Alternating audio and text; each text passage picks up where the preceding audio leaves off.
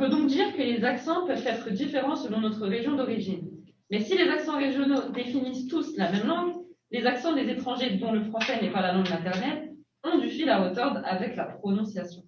Mélanie Violetta, est-ce que tu peux nous parler de l'accent des Mexicains quand ils parlent français?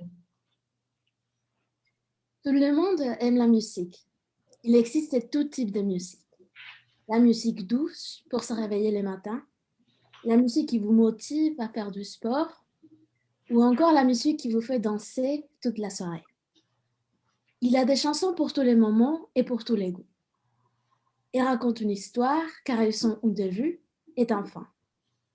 On apprend les paroles par cœur parce qu'on veut devenir l'artiste. On veut revivre cette histoire en boucle. Chacune de ces mélodies réveille un sentiment, que ce soit la tristesse, la joie ou n'importe quelle émotion qu'il peut provoquer.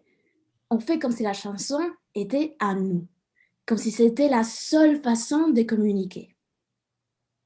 Même si vous n'avez aucune compétence pour accorder vos cordes vocales, vous chantez au rythme de la mélodie. Personnellement, la chanson que j'aimais tous les matins, c'est la langue française.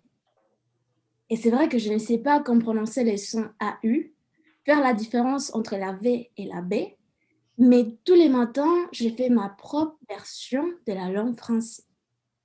Dans mon cœur, les grands sentiments qui se réveillent en parlant de ces langues, c'est la simple motivation de me faire comprendre.